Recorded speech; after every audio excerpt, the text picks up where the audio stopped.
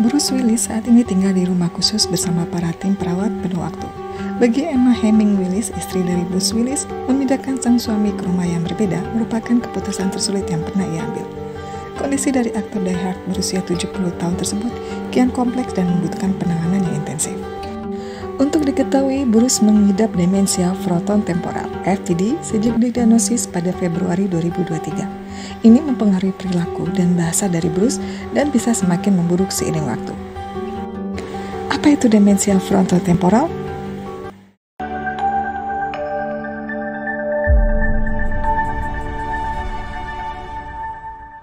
Demensia frontotemporal atau frontotemporal demensia FTD adalah jenis demensia yang mempengaruhi lobus frontal dan temporal otak, yakni otak bagian depan dan samping. Kondisi tersebut kemudian menimbulkan gangguan pada kepribadian, perilaku, dan kemampuan berbahasa.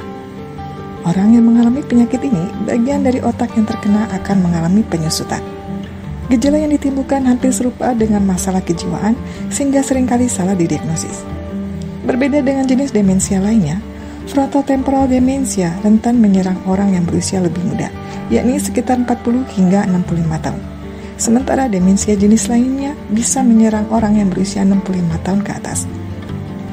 Ada beberapa jenis frontotemporal demensia, di antaranya FTD varian depan, tipe FTD yang lebih mempengaruhi perilaku dan kepribadian. Afasia progresif primer. Afasia artinya kesulitan berkomunikasi dan tipe FTD ini terbagi lagi menjadi dua, yakni afasia non-fluent progresif yang mempengaruhi kemampuan berbicara, serta demensia semantik yang mempengaruhi kemampuan menggunakan dan memahami bahasa. Tipe FTD lainnya, tipe ini sangat langka dan mempengaruhi gerakan tubuh, sehingga menimbulkan gejala yang mirip dengan penyakit Parkinson dan penyakit ALS, amyotrophic lateral sclerosis, atau dikenal dengan penyakit Lou Gehrig. Seberapa umumkah penyakit ini? Demensia frontotemporal adalah jenis demensia yang cukup jarang menyerang lansia ketimbang jenis lain seperti penyakit Alzheimer, Lewy body demensia, dan demensia vaskuler. Selain rentan menyerang orang yang berusia lebih muda, jenis demensia ini juga lebih sering ditemui pada wanita dibanding pria. Tanda dan gejala demensia frontotemporal. Tanda dan gejala frontotemporal demensia dapat berbeda dari satu individu ke individu lainnya. Gejala semakin memburuk dari waktu ke waktu, biasanya selama bertahun-tahun. Di antaranya, perubahan perilaku. Gejala demensia jenis ini paling umum melibatkan perubahan ekstrem dalam perilaku dan kepribadian, yaitu kehilangan empati dan keterampilan interpersonal lainnya, seperti kepekaan terhadap perasaan orang lain, kurangnya penilaian dan kehilangan minat pada sesuatu yang sebelumnya disukai, perilaku kompulsif yang berulang-ulang seperti menepuk atau menampar bibir, tidak peduli dengan kebersihan diri, perubahan kebiasaan makan berlebihan atau menjadi suka makanan manis atau tinggi karbohidrat, suka memasukkan benda-benda yang bukan makanan ke mulut. Kemampuan berbahasa dan berbicara bermasalah. Kesulitan dalam menggunakan dan memahami bahasa tulisan maupun lisan juga bisa menjadi gejala FTD. Sebagai contoh, kesulitan menemukan kata yang tepat untuk digunakan dalam ucapan atau penamaan objek. Selain itu, berbicara terbata-bata atau membuat kesalahan ketika mengucapkan suatu kalimat sehingga menjadi acak. Sistem gerak bermasalah. Mengalami masalah pada sistem gerak juga menjadi salah satu gejala dari frontotemporal demensia. Beberapa di antaranya yaitu koordinasi tubuh memburuk, kesulitan menelan, tremor, otot kaku, dan kejang. Penyebab demensia frontotemporal. Penyebab utama frontotemporal demensia tidak diketahui pasti. Namun, hasil pencitraan menunjukkan pasien yang mengidap penyakit ini akan mengalami penyusutan ukuran lobus frontal dan temporal otak. Selain itu, ditemukan penumpukan zat tertentu di otak. Akan tetapi, mekanisme perubahan ukuran otak akibat penumpukan zat tidak diketahui secara pasti. Peneliti juga menemukan adanya kaitan antara jenis demensia ini dengan riwayat kesehatan keluarga dengan penyakit serupa, penyakit akibat kelainan genetik, dan penyakit amyotrophic lateral sclerosis (ALS). Sementara itu, faktor risiko dari frontotemporal demensia adalah genetik, yakni risiko tinggi terjadi ketika ada anggota keluarga yang memiliki penyakit ini. Tidak ada faktor risiko lainnya yang dapat meningkatkan risiko penyakit ini. Lalu bagaimana cara mendiagnosis kondisi ini? Tidak ada tes khusus untuk mendiagnosis demensia jenis ini. Dokter akan mengamati tanda dan gejala penyakit yang dirasakan dan mencoba memikirkan kemungkinan penyebab lainnya. Gangguan ini sangat sulit untuk didiagnosis sejak dini karena gejalanya sering tumpang tindih dengan gejala kondisi lain.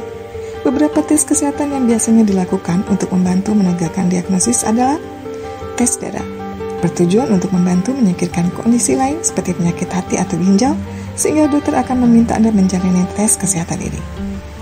Pengamatan gejala yang berkaitan dengan gangguan tidur. Beberapa gejala apnea tidur obstruktif menimbulkan gejala masalah ingatan dan berpikir serta perubahan perilaku yang bisa mirip dengan demensia jenis ini. Jika Anda juga memiliki gejala apnea tidur atau dengkuran keras dan napas terhenti saat tidur, dokter mungkin meminta Anda menjalani tes tidur untuk menyingkirkan apnea tidur obstruktif sebagai penyebab gejala. Pengujian neuropsikologis. Terkadang dokter secara ekstensif menguji kemampuan penalaran dan ingatan Anda. Jenis pengujian ini sangat membantu dalam menentukan jenis demensia pada tahap awal. Pemindaian otak. Dengan melihat gambar otak, dokter mungkin dapat menemukan kelainan yang terlihat, seperti gumpalan, perdarahan atau tumor yang mungkin menyebabkan tanda dan gejala.